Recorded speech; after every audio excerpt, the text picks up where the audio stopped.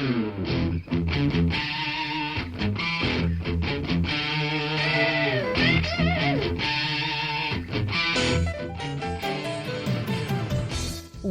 to Thriving Entrepreneur with your host, Steve Kidd, third-generation minister and 30-year business coach.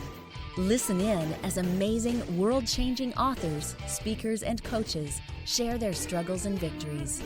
And hear from best-selling authors' insight into how you too can live your life as a thriving entrepreneur.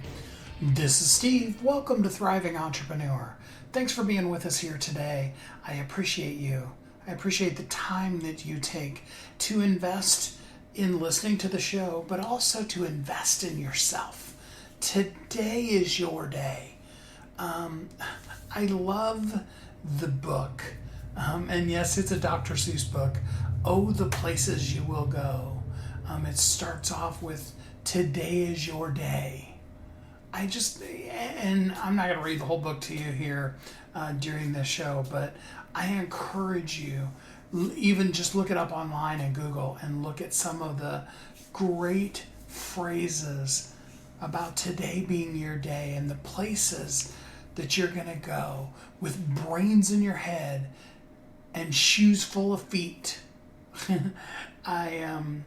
It's just so encouraging to think of what you can do with today, because there is power in purpose. When we're intentional, yes, that's very powerful, but I'm talking about something deeper than that. I'm talking about that deep core purpose of who we are and what we're meant to do. I'm talking about making that difference in the world that literally only you can make.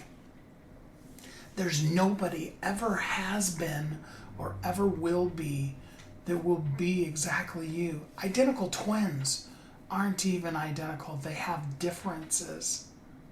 And it's often in these differences that the most amazing things come out. I remember I was in high school when my twin nephews, they were living with us for a couple of weeks while their parents, my aunt and uncle, were actually learning, and I don't remember what language it was probably Swahili or something like that, because they were getting ready to be missionaries to what was then, I think it's still called Zimbabwe. Yeah, it used to be called Rhodesia, now it's called Zimbabwe. And they were in Zimbabwe, and they also actually did some time in the northern part of South Africa right during apartheid. Really scary and yet interesting time. But my two twin cousins, they were with us for that couple of weeks while their mom and dad were at the training. And it was so interesting to see the differences between the two of them. They were so the same, and yet they were so uniquely different. Matthew was a very industrious, he liked to play with Legos and blocks and things like that. And Andre was much more intellectual. He wanted to read and think, and he wasn't really old enough to read, but look at books and those kind of things. And it's just fun to see the differences even in the twins. And any of you that have ever spent any time with twins, you know what I'm talking about. Because your purpose is in you. It drives you. It compels you. Do you ever find yourself feeling dissatisfied? Like you just really aren't happy with your life? All too often when we get to that place, we look around for a reason, an excuse, the why. What is the why behind why I feel this way right now? And we blame it on things, sometimes even on people. This dissatisfaction that we have at the core of ourselves. But there is nobody that you can bring into your life that is going to fill that void. There is no activity that you can do that's going to replace that void. other than fulfilling and living in your purpose. Because there's power in purpose, in living at the core of who you are and what you're meant to be. Many of us, myself included, sometimes run away screaming from our purpose because it's scary. It's so big, or it's so vulnerable that it's hard to let go and be open to exposing ourselves at that level. Be open to serving someone else that fully and that deeply.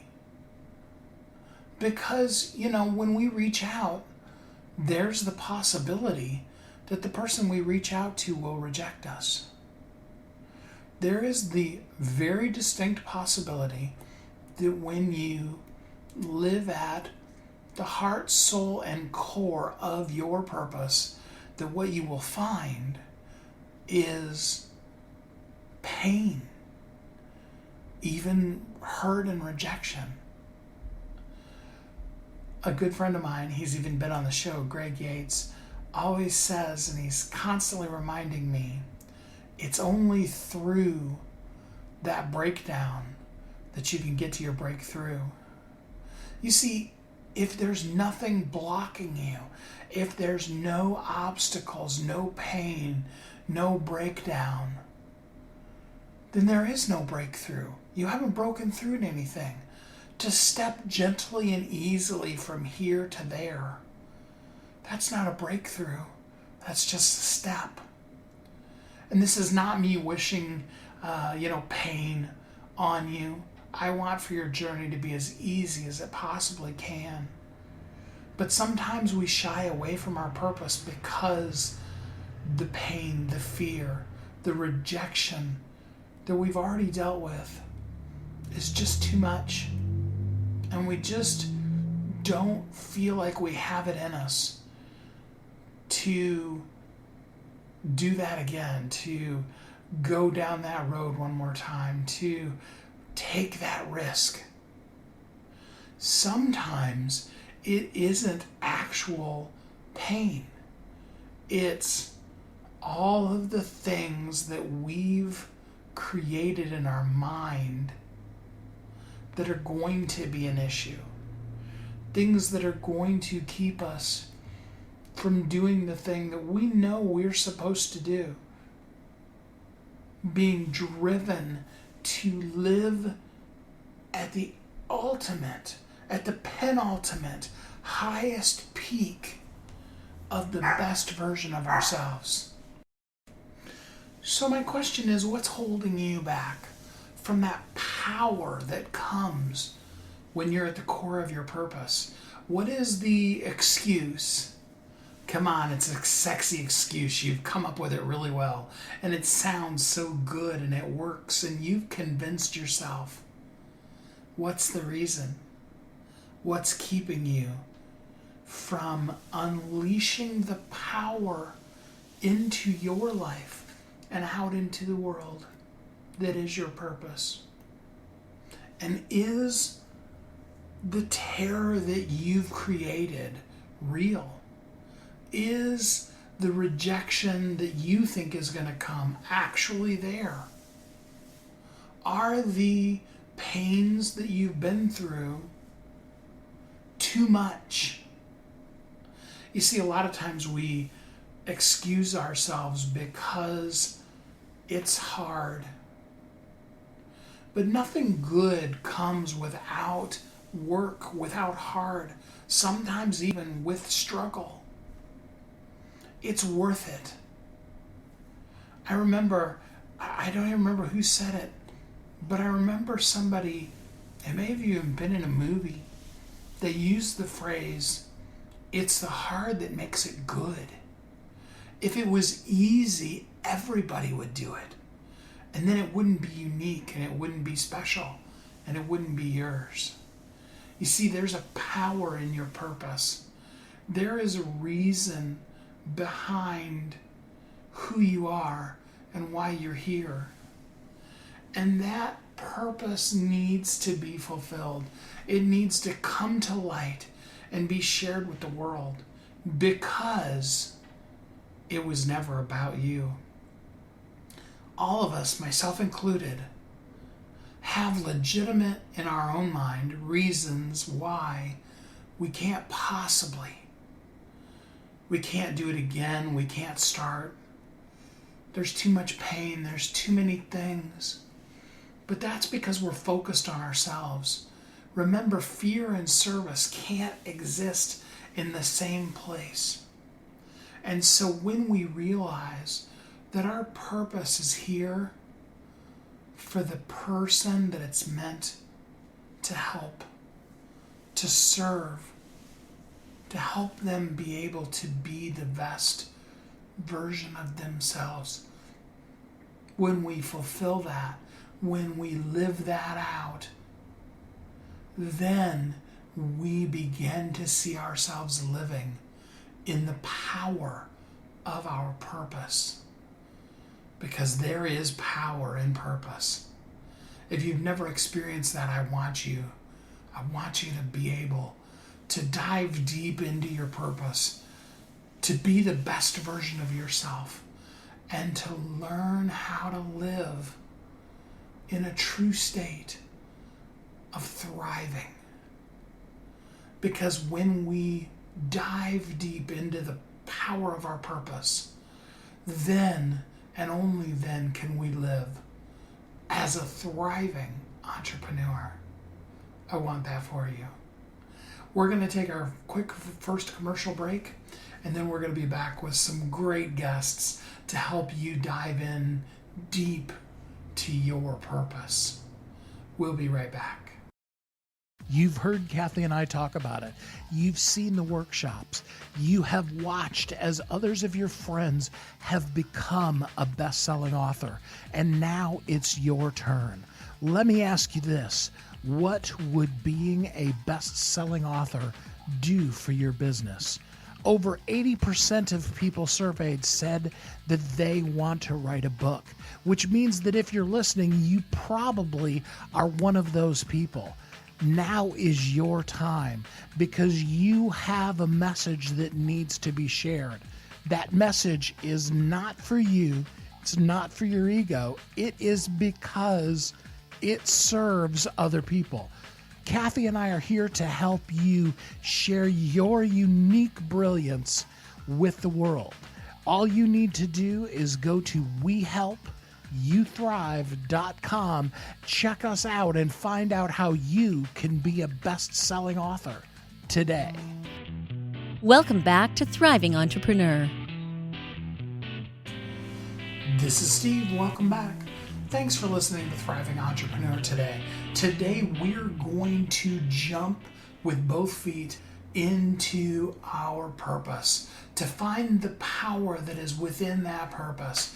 I know that you'll be glad that you did. Get ready to take some notes as we jump in with one of our international best-selling authors talking to us about purpose. The relentless striving for perfection that drives all of us as human beings. Oh, that's a tough one. It's one that most all of us struggle with. But did you know that you don't have to be perfect? Well, to help us with that today, I'm joined by international best-selling author Jacqueline Thorne. She's going to talk to us about her new book, Purpose, Not Perfect. Hi, Jacqueline. How are you doing today? I'm wonderful, Steve. Thanks for having me. So tell us a little bit about who you are. Who I am. I am a project manager. I manage multi-million-dollar grants for the federal government. I'm an avid writer. I'm a sister. I'm an auntie. I'm a best friend. I'm a mentor. And I'm a lover of writing, and I wanted to publish for a very long time. So I'm so elated to have this dream come true. We're so excited to have gotten to be part of it too. And I've seen some really exciting things with your book. You have 10 5-star ratings already, and the book just came out this week. I saw that. That's exciting. Big Amazing. banner. Yeah. Big banner here that says #1 new releases and hot new release. The book is doing really well. I'm excited for you. Thank you, thank you, thank you. So, explain to us a little bit about what you mean behind the phrase purpose, not perfect. Well, it evolved as I was preparing for the book or editing the book. It became apparent to me it had an addiction to perfection. Always striving to do the best, always, wanting it to be the way that I saw it in my mind, um, writing the roles for everybody, if you will. I've been a leader for a long time, but that could also, be to your detriment, trying to get it picture perfect. And so I started looking at my life over the past few levels and years, and you go through different phases, and I saw a pattern. And the pattern was, me achieving for it to be the way that I wanted. But I knew that there was a purpose for the way in which I was led to do something, or I was chosen to do something, or I completed something. The purpose was bigger. So that's where again, I came to the realization that my addiction was trying to be a perfectionist, and that the purpose was greater than trying to make it look perfect or be perfect. Action was more important than all the bells and whistles. So that's how I came into the title, that I thought that purpose, not perfect, would fit appropriately. That makes a lot of sense. I know you say even in the description of the book that one of your purposes was just to really encourage, the virtual equivalent of your younger self. I Yes. love the question. If you could go back in time and give just one piece of advice to the younger you, what would you say? So give us Yes. just a little insight into the book. What would you tell the younger version of yourself? Actually, as you stated, this is sort of a dedication to my younger self. Uh, the things or some lessons that I wish I would have heard when I was younger, I think would have made a great impact, or my path may have been expedited to continue to do the great things that I've been afforded to do. However, when you're young, first of all, you think you know everything, and nobody else has done, or been through what you've gone through. And, I'm an only child also, so I didn't have siblings to sort of navigate through life. And, I was solo a lot, although I have a vast outer extended family. So this is really a testament to what you can do, that I've always had this in me, that it took time, it took life, it took experience, and it took, honestly, me getting out of my comfort zone and to share the gifts that I was blessed with. Ooh, that can be a tough one though, because we can become, or at least think we have become, real experts at that relentless striving for perfection. How do you break Yeah. that? Well, I've always been a woman of faith. I went to Bible studies since I was younger. You see these lessons, and I've always been a strong-minded person as well. But I had some challenges where it came to my emotions. One of my parents, my father, was a drug addict, and he was not in my life for a good part of my upcoming. So I was missing some additional pieces, some additional confirmations, if you will, or reaffirmations about who I was, what I could be. And my trust was broken, and I had a lack of security. I didn't feel that I was protected, if you will. Excuse me. So in that realm, it took failing, to be honest, failing and looking and striving for that relationship to be replaced before, what's the adage? If you want to get something, a new outcome, you can't do the same things that you've done before. I was tired of the scrapes and the bumps, and it had to be a better way. So I took a risk on doing things without knowing what the outcome would be, and I'm greater for it.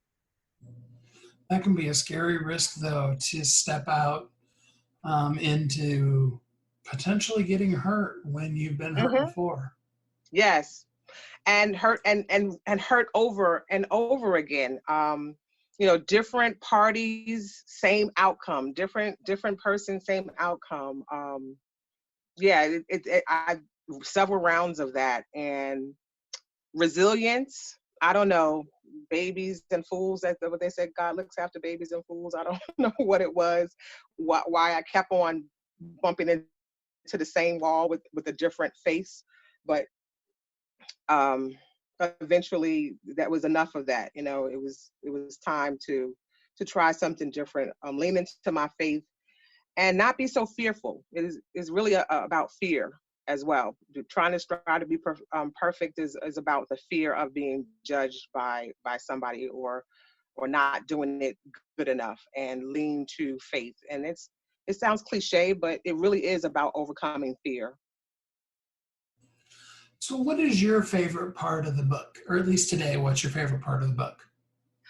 My favorite part of the book is the reception that I'm receiving from people. And by far, it has to be the apology letter. I have had so many people reach out to me and say that they felt like they were getting the apology that they needed. They felt like they should take ownership and who did they owe an apology to. And I think that most people, and how I came up with the apology letter, most people are looking for justification or apology from something. In my personal case, the people that I was seeking apologies from are deceased. They're no longer here. So I had to learn how to make amends and to get through something without the benefit of the person being alive. So that's how it came, from myself. But it seems to be really impactful for people who have read that apology letter.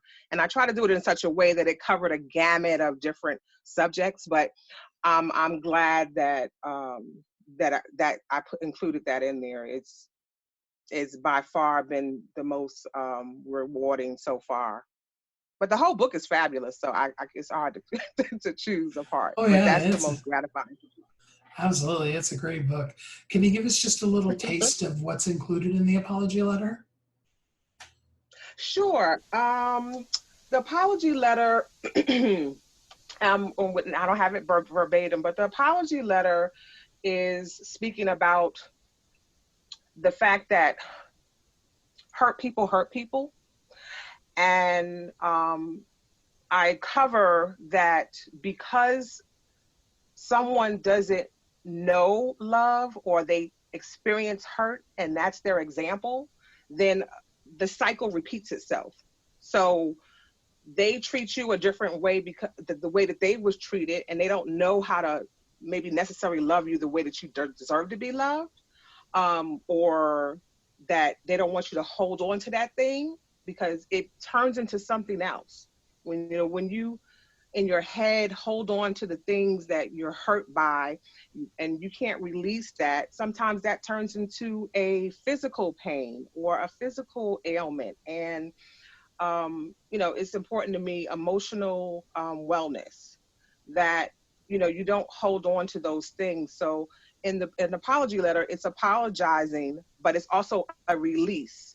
I'm apologizing to you, but I want you to also forgive me so that you can be released and that you can have that peace, because you don't have peace when you're holding on or begrudgingly to someone else. So that's in essence some of the points that I tried to touch about apologizing and receiving that apology and releasing that feeling that you have towards that person. Very powerful stuff. It's worth buying the book just for that, apology letter in there. And it's only a couple pages out of the book, but would be worth it just for that. So let's give the people something they could take action on today. What's one little thing that someone who is stuck in the relentless drive for perfection could do to embrace their purpose and give up the perfection?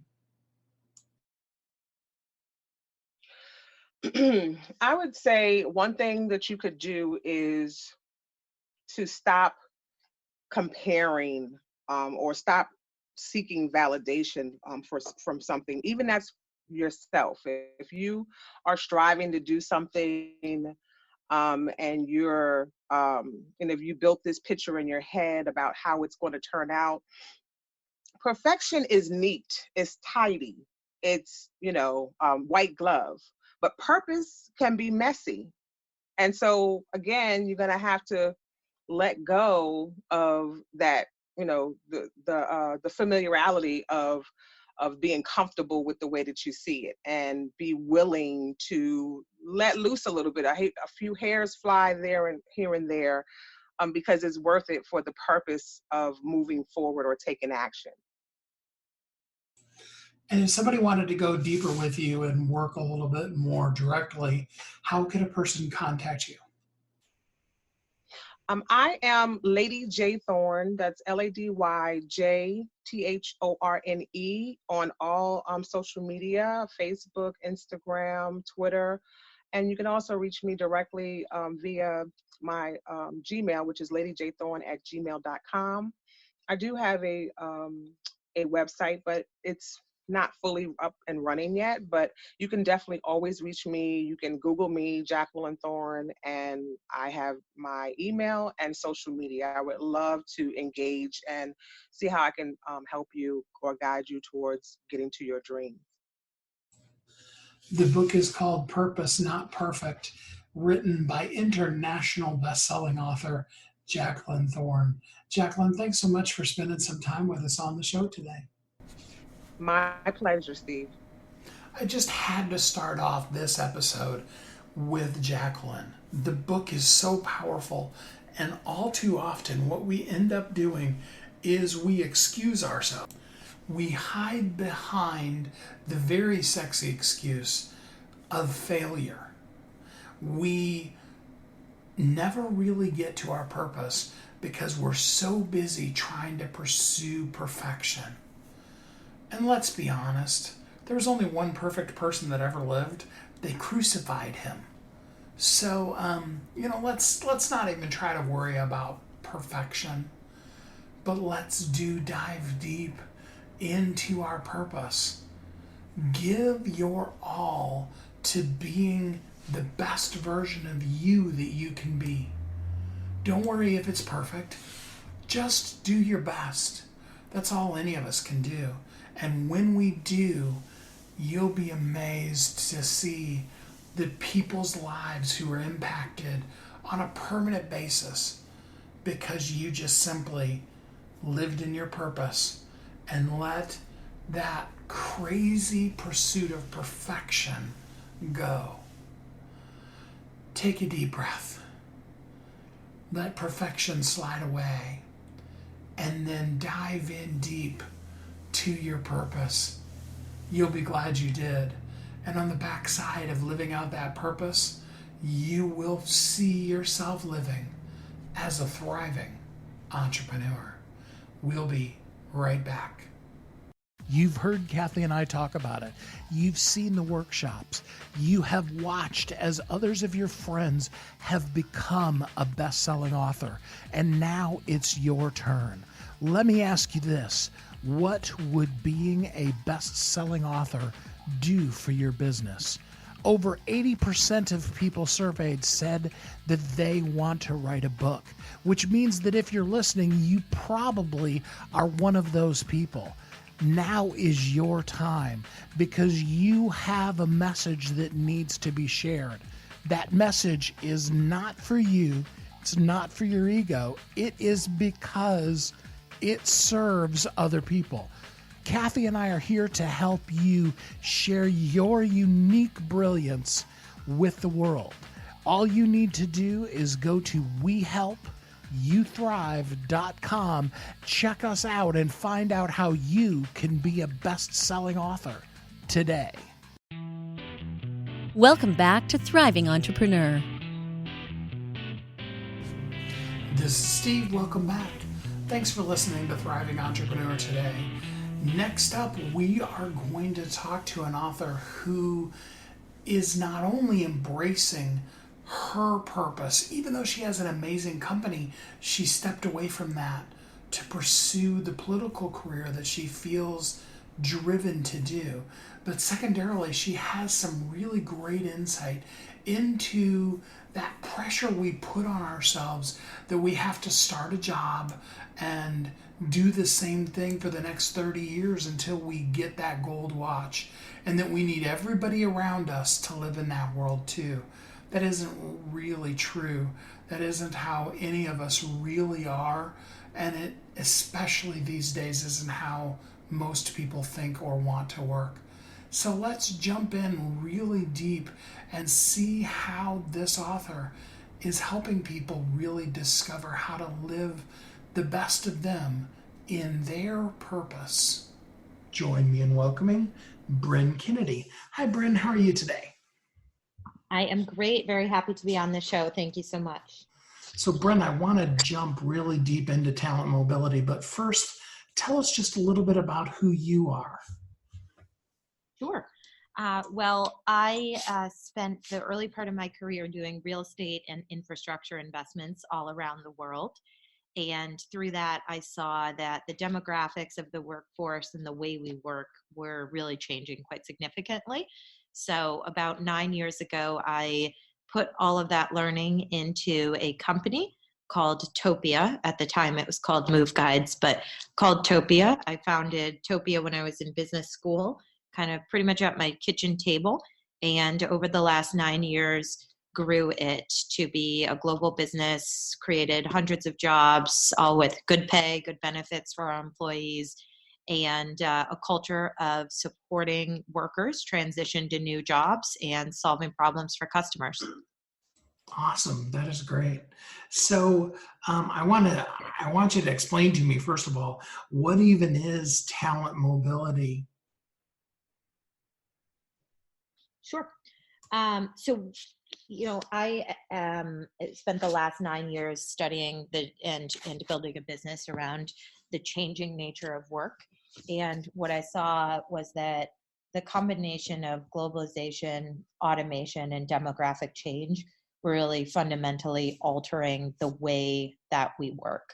In many ways, historic change is underway in the workforce. Millennials and Gen Z are 60% of the workforce, and they switch jobs much more frequently, and their careers are more fluid than in prior generations. In today's economy is increasingly dependent on mobility. So work across different locations, different projects, career progression, not necessarily linearly, but also between different roles. And traditional HR models are often far too siloed to respond to the needs of an increasingly disrupted and remote workforce. So this concept of talent mobility arose, which means supporting companies and workers through any type of movement between a location or a job. So we have what we call geographic mobility, which is movement between different physical locations. We have what we call location mobility, which is movement between the physical place that you work, e.g. the house or the office. And we have what we call employment mobility, which is movement between different types of work, e.g. you may be a full-time employee for a point of time, and then you may spend some time freelancing with a different company. The concept of talent mobility is supporting all of these different configurations of work so that it is administratively streamlined, great for employees, and companies can reap the benefits of that in their performance as well.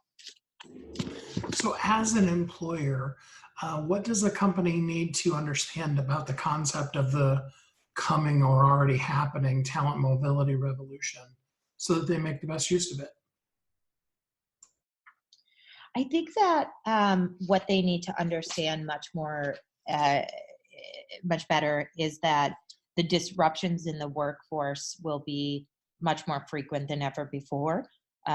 jobs change frequently and new jobs are created in different types of the workforce, and that they need to be able to support and move workers into new jobs as they're created. At the same time, there is a generation of workers in the workforce that in many white-collar professions trade stability and a 9-to-5, 30-year career for flexibility and different tours of duty across jobs or locations with flexibility embedded in that. Today, all of these different things are happening, but they're very, very fragmented within companies. And so what you need to understand as an employer looking into the future is that your entire organization will be, as I say in the book I just wrote, flat, fluid, and fast. It needs to be responsive to these changes. It needs to have systems that allow this type of work. And it needs to have benefits that support workers through continued disruption and transition into different jobs. Mm. So there's a really big question that your PR agent said that really intrigued me, and it was, what will the shift in this type of employment mean to like labor unions and membership type of organizations of employees? Well, I think that one thing that's really interesting is we have more people who work in different ways as traditional employees, as well as on-demand freelancers and gig workers. And today's economy demands the agility. It demands agility across all these different types of work, but it also demands thinking about them as one workforce. In my book, I talk about the management practices and the government policies that need to be modernized in a way that reflects these new workplace realities. This should include, from my perspective, extending more traditional employment protections, benefits, and bargaining rights to any type of freelance workers who may perform a more dynamic job function than a traditional job role, but needs to very much be thought of with the same rights and the same protections that a traditional employee has historically. So in my book, I really urge companies to think about their workforce as one workforce, allowing and empowering and supporting the bargaining rights and the benefits for all of those employees, regardless of the classification of the employee. Your book, Flat, Fluid, and Fast, Harness the Talent Mobility Revolution to Drive Employee Engagement, Accelerate Innovation, and Unleash Growth, just came out here recently. What are people saying about it so far? It's been really well received. I'm super excited about it. It's kind of the culmination of the last 15 years or so of my personal work experiences, and then building a company in talent mobility, and then spending a lot of time with HR leaders and the leaders of organizations all over the world as they look at how they transform for the future of work. And it's been really well received. I think this concept we just talked about of the different types of workers and how we can think about them as one workforce and supporting all of them, and really creating a positive scenario for both companies and workers, which is the basis of our future economic growth, is something that a lot of people have commented on being really excited by and really empowered by. So now there's a lot of us that are older. I'm not going to call myself old, but older, that are not millennials. That, that at the very least don't understand millennial generation. And I'm sure you've heard lots of complaints about millennials. So how does a person really make good use of a millennial workforce and unleash growth in their company, as opposed to have, fragmentation of people coming and going constantly? Well, I think it starts with understanding what's going on. So many people in the millennial workforce, which by the way is up to age 39, so it's not that young, sort of started their career and graduated from college among the greatest recession that we've had in decades in the country. In many ways, this generation of workers knows that businesses will be disrupted, jobs will change, there's continued technology innovation, and that the notion of sort of one job for life at one company is not something that they see as realistic, but it's also not something that they see as how they want to work. They typically demand much more flexibility in terms of where they work from, like to work from home sometimes, like to work from the office, value work-life balance around that. They also typically expect and value working across what we call different tours of duty. So that's different time in different parts of the organization, often working across different organizations as well through a career. So I think that companies really just need to understand that that's not a bad thing, but that their millennial workers are motivated by different things.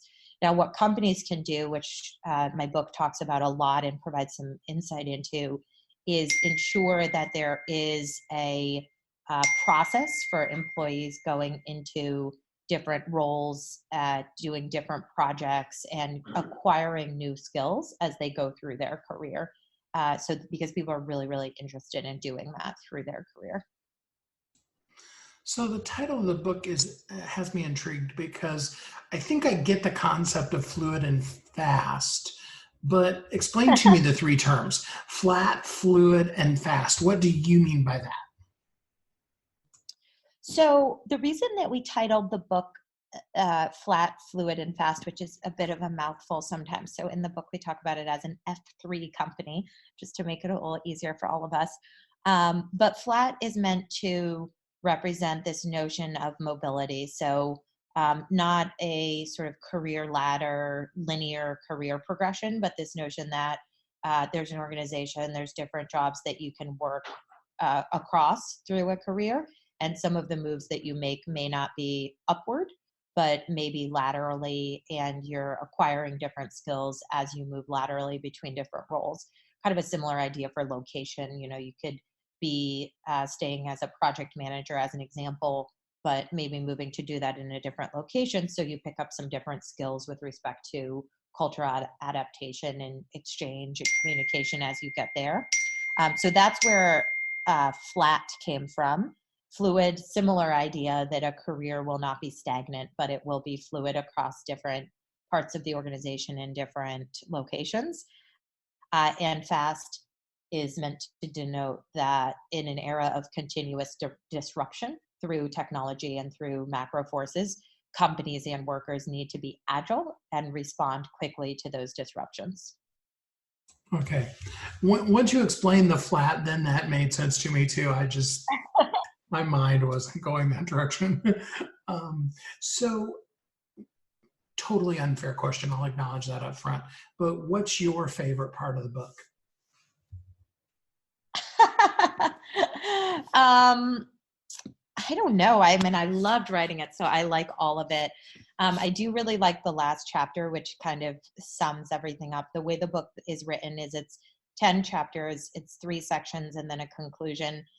Each of the chapters, it represents a component of transforming your organization to be agile or flat, fluid, and fast.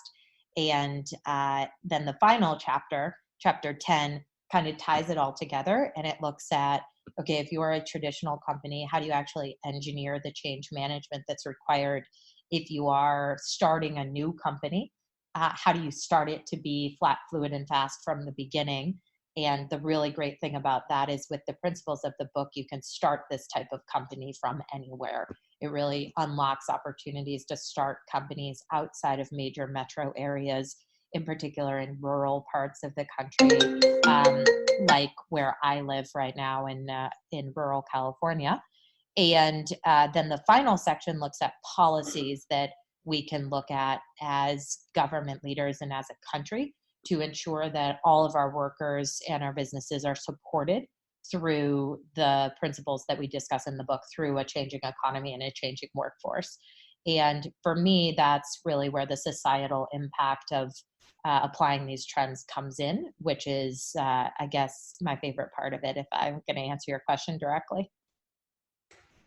All right. So let's shift a little bit. Because it was surprising to me. You know, I've had other people that have had political careers or things like that, but I've never actually had somebody on the show that was currently running for office. So let's talk a little bit about that. Help me geographically. I read 4th Congressional District in California. What area is that? So I live in Roseville, California, which is outside of Sacramento.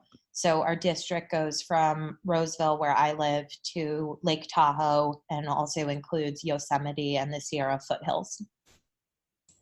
Pretty area up there. All right. Wow. It is. It's one of the most special parts of the country. We have farms and forests and small towns and fast-growing suburbs. We've got highways that connect California to the rest of the country. We've got Tahoe and Yosemite. We welcome about 14 million tourists a year to visit those locations. We've got about 40% of California's watershed. It's just this incredible area of small businesses and a vibrant tourism economy and a lot of innovation in the suburban areas. It's a really special place. I won't go deeply political because I don't want to scare away our business owners, but I am curious always. I'm curious, what is the passion that really just drove you to wanting to run for office?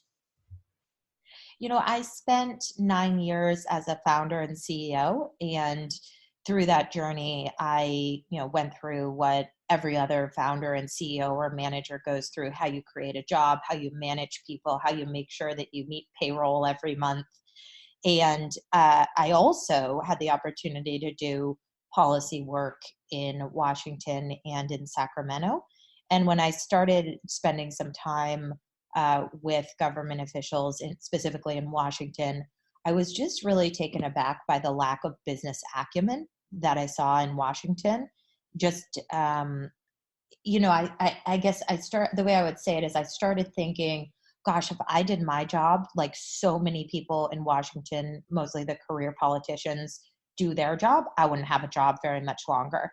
It was like people kept saying, oh, I don't really like the other people on the other side of the table, so I'm going to stop working. Or, people would show up and say, oh, this year I got nothing done because it was really, really, really hard.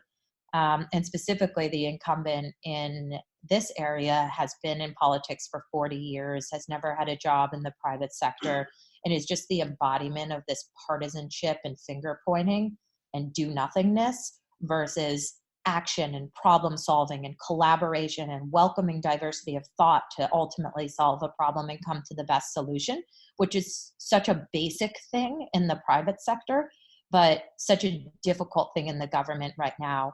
And I think we should hold our government leaders to a greater standard than we hold our business leaders. And so I wanted to be a part of leading that change for our community and leading that change for our country. That's fun. I'm a little too far south to be able to vote for you, but I like it. That was cool. Down just north of San Diego, so it would be a little fishy if I voted for you. You can come for vacation up here and spend some money in our district, see our beautiful national treasures, Tahoe and Yosemite. Come to some of our incredible vineyards and restaurants and stores. We will welcome you with open arms. Yeah. Well, I need to get a trip up that way anyway. Have some good friends that live in Sacramento too that I haven't seen in a while. So you never know. All right. So back to flat, fluid, and fast. My concern is there are some, and I lived for a few years in Michigan. There are some companies that it'd be easy to name that are, in Michigan and places like that are very entrenched in the concept of, right immediately after high school or college at the most, you get a job and you expect that company is going to take care of you. One of the biggest examples is I remember all the years of people who had been laid off for a decade that still expected General Motors was going to hire them back in the next contract. Do you see those kind of shifts happening in states like Michigan, or are they way behind us as far as some of these kind of things? I think the way to think about it is that there is somewhat of a difference between your traditional kind of creative economy, white collar job, and then more of your trade job, some would say blue collar job. There absolutely is a very, very important part of the workforce that the book does not address. And I say that in the introduction and in the conclusion, that the book is specifically talking about creative economy workers in some of our large knowledge businesses. There is a whole different part of the workforce, our nurses, our teachers, our building trades, and where there is a very different relationship with work. And frankly, on my political platform, I support much, much greater investment in apprenticeships and training and supporting workers into a long-term career in some of those trades, which can provide a good path to the middle class. That is not what the topic of the book was about. I do address the fact that some of the principles in the book can be used to abuse some of the workforce if they're not thought through and applied with good intention. But the book is really about the knowledge economy and the creative economy and how that type of worker is shifting their preferences in their career today. So if an HR person or CEO, whichever level, wants to wrap their head around this whole concept of the talent mobility revolution, do you do coaching or something like that to help them out beyond the book? Yeah, a little bit, yeah. So at Topia, we did a lot of work, and the company is still doing that work where we would sit down with HR leaders or business leaders and help them kind of map out what their future of work strategy would look like. There's a lot of people at Topia that are continuing that work. I have stepped down as CEO and fully focused on solving problems for my district and applying some of the principles from the book to expand economic growth here. And that was kind of why I wrote the book, a culmination of my 15 years of experience in the private sector. But there are a lot of people at Topia with deep knowledge who work with clients and customers on a lot of these principles. So if a person wanted to contact somebody at Topia, how would they get a hold of them? So Topia's website it's Topia, topia.com, and there's contact details there. And if somebody in your district wants to help support you in any way, how would they help be part of your campaign? So the best way is to take a look at our campaign website and sign up there. It is brynneforcongress.com. That's BRYNNE Congress.com. I encourage everyone to take a look at that. There's a lot of kind of natural transition from how we extend economic growth outside of our major metros and use the principles in the book to do that. So that's one side. And the book is available on Amazon and other locations. And we also have a website, flatfluidfast.com. The book is called Flat, Fluid, and Fast. Harness the talent mobility revolution to drive employees' engagement, accelerate innovation, and unleash growth. It's written by Brynne Kennedy. I really do encourage you to go to Amazon and get it today. Brynne, thanks so much for spending some time with us on the show today. Thank you so much. You have a good day. There is so much power in purpose. You can hear it resounding through both of the people that I interviewed today and throughout pretty much all of the show, Thriving Entrepreneur. You do have a purpose for why you're here. And it is so powerful when each of us shows up as exactly who we are, right where we are, and does that thing that only we can do. All too often, we find ourselves making excuses for why we can't or why somebody else will. But the truth of the matter is, is, as I started off at the beginning of the show, I want to remind you, there is nobody that ever has been or ever will be that's like you. In fact, there's no one, not even you, that is or was or will be the you that you are now. You are specifically at a point in your journey where you have learned some things. You've come through some stuff. You still have so much more that you're going to experience. Highs and lows, ups and downs. But right here, where you are right now today, there is some stuff. And all of those things are the concentric circles outside of that bullseye center that is your purpose. That reason for why you're being. Your purpose can show up in many different ways. When you were 10, it showed up differently than it does today. When you're in your rocking chair retired, it'll show up a different way. But right now, today, there is a power behind that purpose.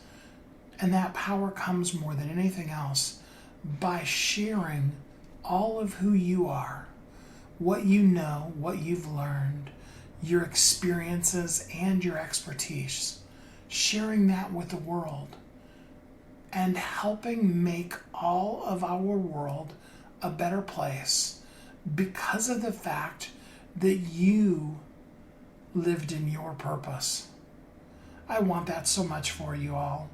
I want all of you to be able to look back at this year, this month, even possibly today while you're listening, and say, I remember taking hold of my purpose and going forward to be all that I can be, because I can do it. You see, and I tell you this every week, but I want you to hear it. You are uniquely brilliant.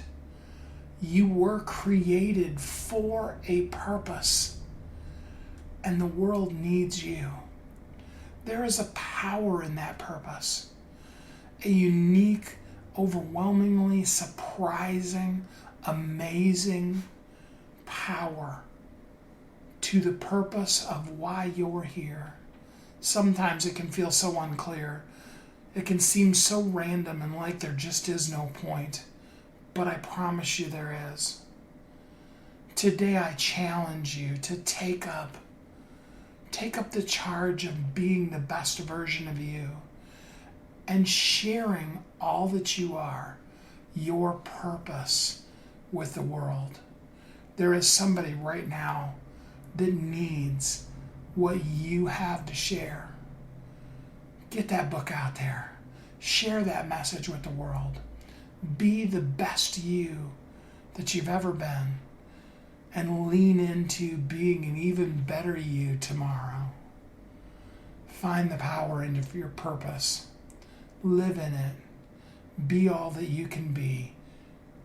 And know that Kathy and I are here to help you live every day of your life as a thriving entrepreneur.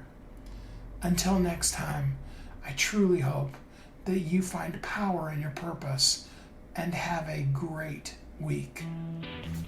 Thanks for listening to Thriving Entrepreneur today.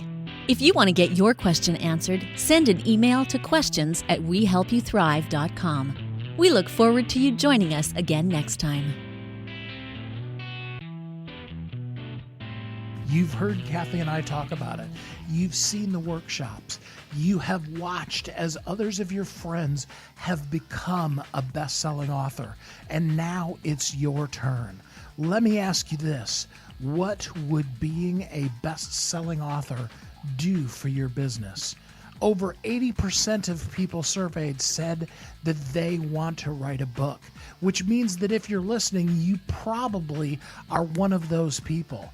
Now is your time, because you have a message that needs to be shared. That message is not for you. It's not for your ego. It is because it serves other people. Kathy and I are here to help you share your unique brilliance with the world. All you need to do is go to WeHelpYouThrive.com, check us out, and find out how you can be a best-selling author today.